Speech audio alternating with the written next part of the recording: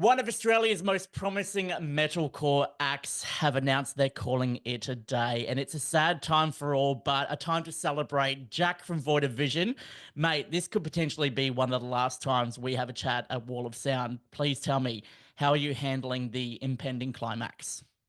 It's been crazy, honestly. I think we've all sat with it for long enough now for it to be kind of caught up with ourselves and process the emotions, kind of process through each other and ourselves. And yeah, it's feeling at a stage now where we're just ready to go out and celebrate and have a good time with it because I don't know, it's obviously things like this, it's a big decision. It takes its time to kind of envelop over you and kind of marinate, if you will. And I don't know, it seems like we've wrapped up all the organizational stuff for the tour, so now it's just the last little trimmings. And I think we're finding a bit more of a I don't know, it's coming back. It's we've got a bit more of that like jovial like excitement Yeah. because we didn't really know how to feel about it, to be honest. I'm not gonna lie, it's a very strange thing to do when you're calling it on your own terms. I feel like a lot of bands it's I don't know, through something out of your control or I don't know, not on will of your own, but it's very interesting to do it yourself and just I don't know, emotionally mature people just making just a big decision for the rest of your lives. And yeah, I don't know, it can be done. It's awesome to see that it can be done because it It, seems like a lot of bands aren't getting that hint. I don't know. yeah, it's one of those rare occasions where you're not being cancelled, you're not being forced out of the industry. So, and That's it. Yeah. these kind of situations come through, few and far between. But when it's such a gut wrenching and hard hitting situation like this, like obviously we've been following you since the Disturbia EP. I fell in love with Ghost in the Machine, and then obviously when Kill All My Friends came out, or Come on My Face for all of those who remember from back in that period. It's I say it's surreal, and it still is surreal because I imagine the longevity of Void of Vision going, 20, 30 years, much longer than what it is now. However, Hmm. you're going out on top. You're going out on the pinnacle of your careers with some of the best music you have ever made. Was that all intentional? Not at the start, no way. We the record name seems so fitting and aptly titled for everything that is going on. But I think that's just like the David Bowie inside me that kind of preemptively may have given that a bit of an artistic approach. But no, that's exactly what we went into. All we went into this record with was we're going to write the best Void of Vision record we ever have, and we did, and we checked that off so easily. And I think that along the way is what made this decision process so much easier. Like you said, we're finishing out on top. We're going to go out on the biggest tour we've ever done, the best record we've ever done, with, I guess, like just the best crowds we've ever played to, because it's going to be just all the new people that have come in and just all the oldies that have come out of the cobwebs for this one. And it's just I don't know. I'm really excited because there is in no way I don't know any sort of faltering about this tour and about this finish because it's just been so strong. Like every single moment has been so strong, and I think that's what was going to make the decision harder. But I think that was kind of a temptation that we knew that if we didn't fight off, we'd never make the call, and this would kind of be something that drags on, and it might have just been harder down the track. And I don't know. I think the timing was everything, and to end it right here, right now, is probably like the smartest thing that we could have ever done. Yeah, well, it's honestly a testament to you and such a I don't want to say a smart business move because it's not business. You're doing it for the right intentions. You're going out Mm. on top. You're not letting it drag on. You're not letting it sort of, dropping a couple of songs afterwards and trying to hold on to that high that you've sort of that pinnacle peak that you've reached. I'm fumbling on Yeah, my words because I still am sitting here and still find it hard to believe that this is the final interview. This is the final tour. that's what I mean, man. It is crazy, and I am as well. Like on these interviews, it's hard to think about like that, and it's something that I don't necessarily like think about every day anymore. I kind of it's a fleeting thought, and I don't know. I'll process it as it comes. I think that's probably proving how difficult this last tour is Yeah. going to be every night, but it is what it is, and regardless, I just cannot wait because it's going to be very, very special to be stepping up on those stages for the last time. Good. Well, it's going to be beautiful to watch, and I'll bring as much Kleenex as I possibly can for Oh, everyone that's all please. around. Will be needed. Now, mate, you're talking about going out on top, and I've said this before, I'll say it again. Back in 2023, Void of Vision released the best Australian song of the year with Angel of Darkness. Honestly, Absolutely. catchiness, heaviness, everything about it was so fantastic, and I could not get enough of it. It became one of my most streamed songs of the year, and I absolutely adore the fact that that's the final song on the final album that leads us off. When was it for you that you realized that you were sitting on something special with that song? That one was like a flash in the pan moment. I think we were in America for the first time, and we wrote that during the day, or we enveloped the main hook during the day, and we would just played it maybe once or twice in the car, and then we literally got back to where we were staying for the night, and I hit the deck and just crashed out and fell asleep, and I started sleep talking and singing the melody in like my sleep, and then Phil drummer and James were on the couch thinking like, holy shit, it must be good if it's something that's passed on over fucking into your fucking The system subliminal while you're asleep. experience.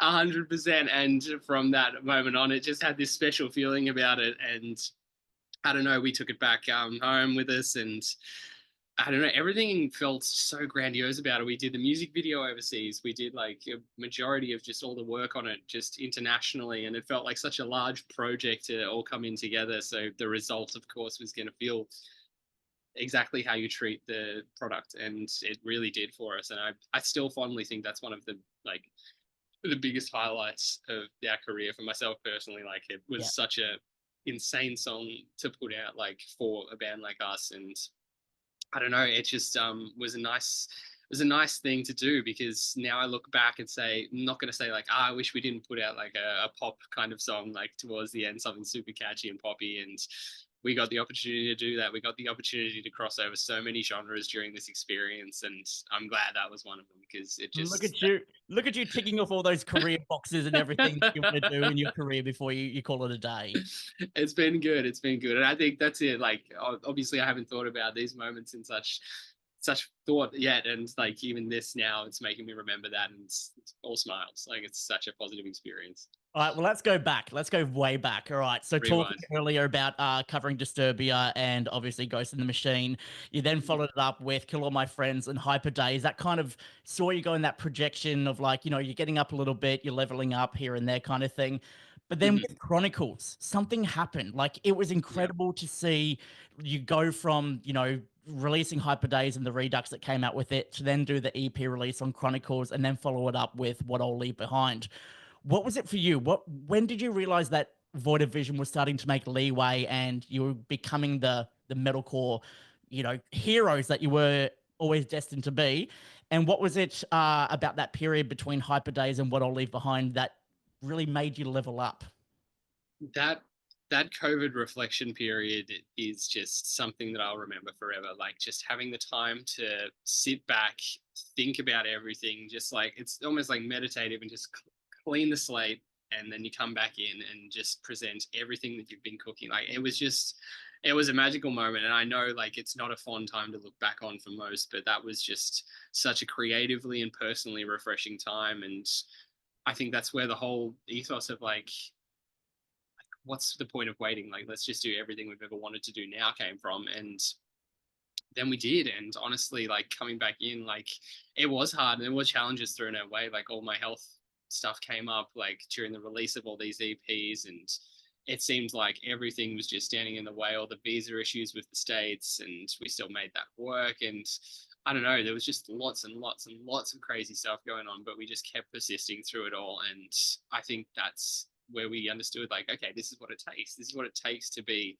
a band. You just got to keep pushing through these hard and difficult moments. And if you have the product, like, it will work. And I think that's what we really did. We were very proud of everything that we poured onto that record. And it's just been so awesome to kind of show the world that like we're not a one trick pony, and we did have the tricks and the ideas up our sleeves, and there was a bigger picture to Void of Vision that no one had seen yet. And that was what, like 8 years down the track. So I feel like it's never too late for anyone, no matter how old or how long you've been around. Like, it's still there. Like, you just need to reignite the passion. And that's definitely what happened before Chronicles. Like, it was just reignited, and someone just lit a flame under our ass, and we were off. it was just crazy.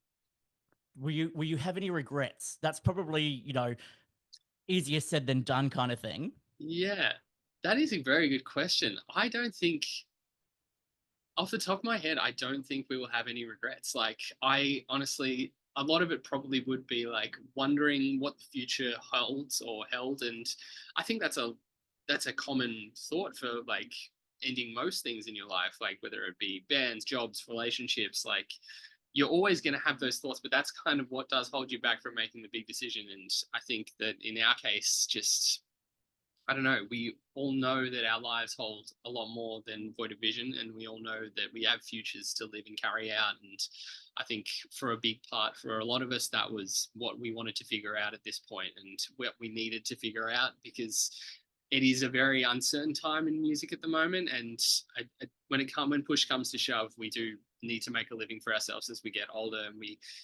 did see ourselves falling into a little bit of a trap where that might not have been possible, and it is a scary thought to have. But it eats up a lot of your time and a lot of your energy and money as you grow, and unfortunately, that's kind of where it was leading. And yeah, I don't know, like the regrets, all said and done, like I think probably going to be answered on this final tour. Like I honestly think ending just at the height of everything, like I was talking about before, is that's the only thing I regret if we didn't do that, and we're doing it. So yeah, I'm stoked, to be honest. And look, us fans will walk away from the show feeling fulfilled, feeling pleased. And then, I don't know, the overwhelming sense of dread will probably come in a few days later on once we realize, oh shit, that was it. That's the last Void Division gig we're going That's, to see. that's it, and probably likewise to us too. We're like, oh wait, that was it. Now, I've asked this question many times before, and a lot of bands say that picking a favorite song is like picking a favorite child. I've got one, so that's easy for me to do. Absolutely. But look, I want to go in a different direction. What were three key moments from Void of Vision's history that define the band's growth and presence in Australia? For example, the baseball jersey. You're the only Yeah, band to ever do it, and it is still one of the greatest pieces of merch that I own. So, in your perspective, what do you reckon were these three moments? that was moment number one. Just that jersey and first EP era, like that's where we kind of, I don't know, that's where we found our feet, and that's where it all took off from there. Like if we weren't seen just rocking around in matching uniforms on stage and everyone thinking, well, who the fuck is this band? Like, what do they think they're doing? That would not have projected us onto all the tours that we landed after that. And that was crazy. I think as much as I don't know, it wasn't necessarily like I don't know, a pop off moment, but when we released that first album, Children of Chrome, like as notoriously as much as we're not like stoked on it, but like that was just putting that out made us realize what needed to happen next. And I think we did get caught up in a lot of things, and we did kind of overlook and oversee things. And we were just kids at that stage anyway. But signing to a label, going overseas for the first time, like doing arenas and stuff with Body Count, like it's not really a common thing to do with an album that is considered a flop. And I don't know, we just like take a lot from that, and we learned a lot of lessons from that. And I think Trial by Fire was like the way to go for us. And I think last but not least, this Chronicles collection was absolutely the most defining thing. It just created the rest of our steps that we needed to make for our career, and landed us to where we are now to write this final album. Like if Chronicles didn't exist, then we wouldn't have known what to do for this album. It was like the ultimate test drive of figuring out what drew our fans in and where they loved and what they loved. And when we dialed in, we saw the overwhelming statistics of what they did, and we were just like, well, let's run with that. Like it was a pretty crazy, like little test run that we gave it. And I don't know, like those are definitely the three most proudest moments of our time. Like I think I do need to learn, like now, as I am leaving this into the next phases of life, that for example, like mentioning Children of Chrome is like not my favorite thing in the world. I still need to appreciate these moments. Like even though they're not my favorite, I need to figure out how they played such a big integral part in my life, and I don't know, use that to help me grow, because that's also an important part that we might just gloss over one day and just forget and block out that part of your life. Well, put it this way: without Children of Chrome, Void of Vision might not be where you are today. You wouldn't be having this kind of this legacy, this you know product that you're leaving behind. Essentially, if I want to do a play on words of the album, so Of be course, thankful yeah. where you came from. Yes, no, it's that's it. I think it is just learning from mistakes as well. And God, it's the best way to grow. It is honestly the best way to learn. If you're not fucking up, then you're not learning. Like, that's Look, pretty much the gist of being in a band. well, for me, one that I wanted to obviously chuck in there is obviously climbing the scaffolding at Unified. That will be Oh ingrained in my yeah. brain the rest of my fucking life, Jack. But also seeing you decked out like Rob Halford Jr. at night and day, that was like Oh yeah. that. They're definitely got something special. I keep forgetting about just the outfits and the yeah, just the several personas across the way. That's definitely one of my favorite moments too. Like for some reason, just yeah, all those unifiers were just such a special moment, and yeah, that's such a nice thing. I'm looking in your background and seeing Chronicles and the Unify poster next to each other, and it's meant to be, man. It's just Yeah. two things that are very special memories in my life, and And yeah, that's why this is such a special wrap up, special final thing. I'm glad you're doing a final thing and not just sort of going into oblivion, so to say. exactly, that's it. I think like Void Division's going to live on forever, and that's just a fact. Like we've left our mark behind now, and there's no way that it's not going to be something that's forgotten about in the next 10 years. Like it's still going to be talked about and held close and remembered, and that's all I could have ever hoped for. Honestly, just to leave behind a legacy of some sort, and I'm very glad that we did what we did. Well, could there potentially in future, all these bands go on hiatuses and break up and things like that. If the timing is right or something like that in 20 years' time, a Void of Vision reunion, could that be on the cards or are you shutting that idea down completely? The John Farnham. I'm not shutting it down. The Michael Crafter. The Michael yeah, it's been recrowned as a metalcore John Farnham now.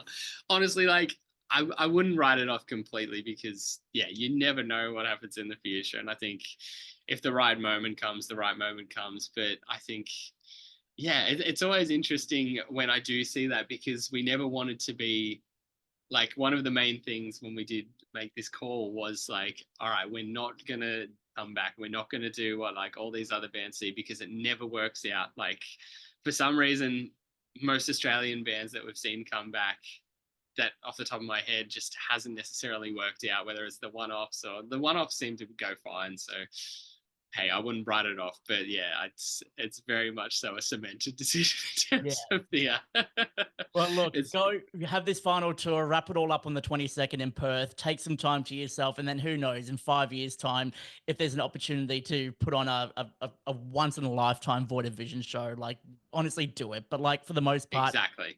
focus on yourselves, focus on the legacy, focus on what you're leaving behind and what you've achieved because it has been an incredible career. It's been an absolute pleasure following you from the start to where it is now. And honestly, I'm going to cry. I think a lot of us are going to cry. If you don't cry too, then we'll make you cry. Yeah, thank you. I was about to ask, please make sure I do.